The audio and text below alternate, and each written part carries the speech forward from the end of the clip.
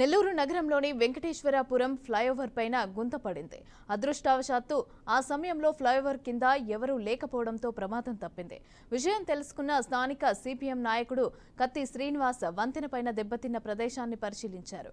ఫ్లైఓవర్ను నాసిరకంగా నిర్మించడంతో తరచుగా గుంతలు పడుతున్నాయని తెలిపారు. గతంలో జిల్లా కలెక్టర్కు ఫిర్యాదు చేసినా పట్టించుకోలేదని ఆయన ఆరోపించారు. ఇక వంతెనకు తక్షణమే మరమ్మతులు చేయాలని సూచించారు.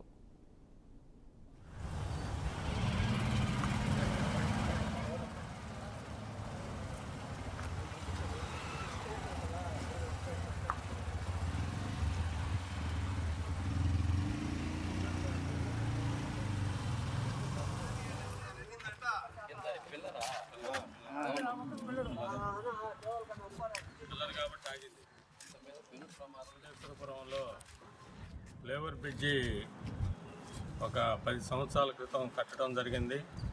అయితే రైల్వే బ్రిడ్జి కూడా కట్టారు. ఇప్పుడు రైల్వే వాళ్ళు కూడా నిద్రపోతున్నారు.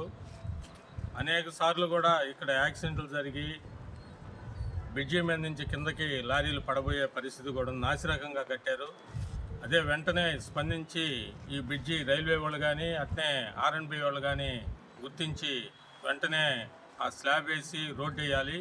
కార్పొరేషన్ అధికారులకు కానీ జిల్లా కలెక్టర్ గారికి అదేవిధంగా ఆర్ఎండ్బి అధికారులకి అనేక మార్లు సిపిఎం పార్టీ తరఫున నెల్లూరు వెంకటేశ్వరపురంలో నిర్మించినటువంటి ఫ్లైఓవర్ బ్రిడ్జి గుంటలమయంగా తయారైందని చెప్పి ఫ్లైఓవర్ బ్రిడ్జి ఆ నిర్మాణ పనులు సరిచేయాలని చెప్పి అనేక మార్లు తెలియజేసాం. ఆందోళన కార్యక్రమాలు కూడా నిర్వహించాం.